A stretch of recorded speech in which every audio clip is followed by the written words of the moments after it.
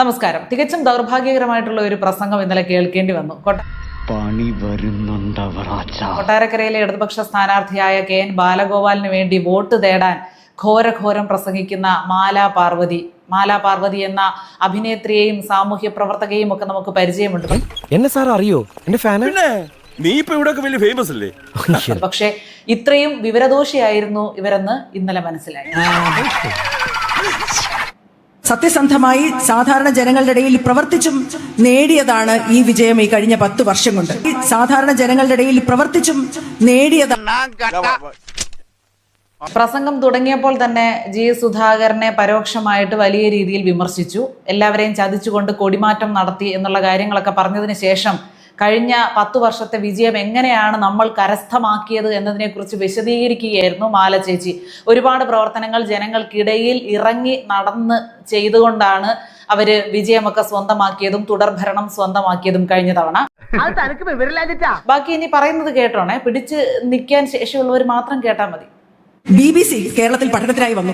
അവിടെ മുഴുവൻ ഓരോ സ്ഥലങ്ങളിൽ ഓരോ വീടുകൾ തുറക്കുമ്പോൾ അതിനകത്ത് മരിച്ച ശവശരീരങ്ങളും എല്ലാമായി ഇരിക്കുമ്പോൾ കോവിഡ് കാലത്ത് BBC സംഘം പഠനത്തിനായിട്ട് ഇവിടേക്ക് വന്നു. കേരളത്തിൽ വന്നപ്പോൾ കണ്ട കാഴ്ച അവരെ അമ്പരപ്പിച്ചു.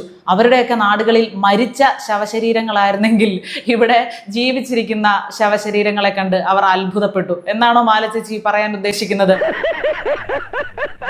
സ്ത്രീ പ്രവർത്തകരും ആശാപ്രവർത്തകരും വണ്ടികളോ നമ്മ ഭക്ഷണം കഴിച്ചോ മരുന്ന് കഴിച്ചോ എന്ന് ചോദിച്ച് ഓരോ വീടാന്തരം കയറി ഇറങ്ങുന്നത് കണ്ട് അത്ഭുതപ്പെട്ടു പോയി. നാണമില്ലല്ലോ നിങ്ങൾക്ക് ഇങ്ങനെ വേദിയിൽ കയറി നിന്ന് പ്രസംഗിക്കാൻ? നിങ്ങളിപ്പോ പറഞ്ഞല്ലോ വിദേശ രാജ്യങ്ങളിലേതുപോലെയല്ല ഇവിടുത്തെ പാവപ്പെട്ട ആശാപ്രവർത്തകരും പിന്നെ ആരാണ് കുടുംബശ്രീക്കാരും ഒക്കെ അല്ലെ. ആശാപ്രവർത്തകരെ അപ്പൊ നിങ്ങൾക്ക് ഓർമ്മയുണ്ട്. ആശാപ്രവർത്തകര് ഒരു സമരം നടത്തിയായിരുന്നു. മാസങ്ങൾ നീണ്ട സമരം.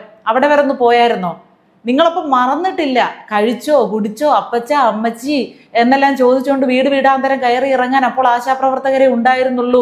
നിസാര പണത്തിന് സ്വന്തം ആരോഗ്യവും സ്വന്തം ജീവനും പോലും വകവയ്ക്കാതെ ആ സമയത്ത് അവർ പ്രയത്നിച്ചായിരുന്നു.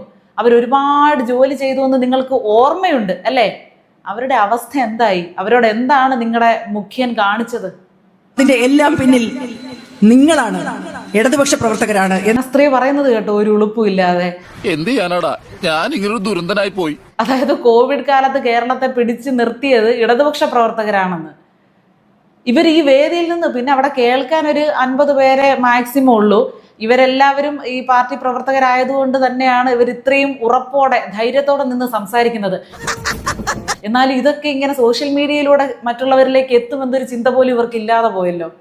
മാറാത്തത് ഇനി മാറുമെന്ന് ചോദിക്കുന്നവരുടെ മുഖത്ത് നോക്കി എന്താണ് നിങ്ങൾ കൊണ്ടുവരാൻ പോകുന്ന മാറ്റം എന്ന് നമുക്ക് ചോദിക്കണം. അതായത് BJP ആണ് ഇപ്പൊ പറഞ്ഞുകൊണ്ടിരിക്കുന്നത് മാറാത്തത് ഇനി മാറും എന്നുള്ളത്. അപ്പൊ BJPക്ക് നേരെയാണ് ചോദ്യം ഉന്നയിക്കുന്നത്, എന്താണ് നിങ്ങൾ മാറ്റാൻ പോകുന്നതെന്ന്. കാരണം ഇവിടെ നിലവിൽ മാറാൻ ഇനി ഒന്നുമില്ല.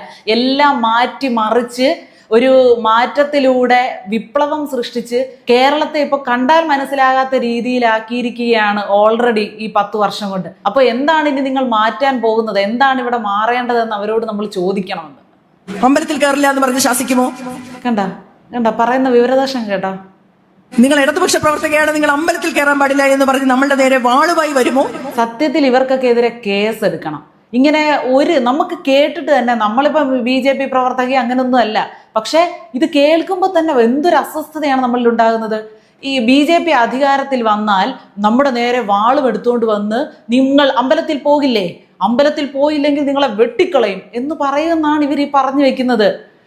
എല്ലാ നുണപ്രചരണങ്ങളും മനുഷ്യര് മാറി ചിന്തിക്കാൻ സമ്മതിക്കാതെ ഇപ്പൊ കിടന്ന് അനുഭവിക്കുന്ന യാതനകളിൽ തന്നെ കിടന്ന് തുടർച്ചയായിട്ട് അനുഭവിക്കാൻ ഇങ്ങനെ അവർ മാക്സിമം പ്രോത്സാഹിപ്പിച്ചുകൊണ്ടിരിക്കുകയാണ്.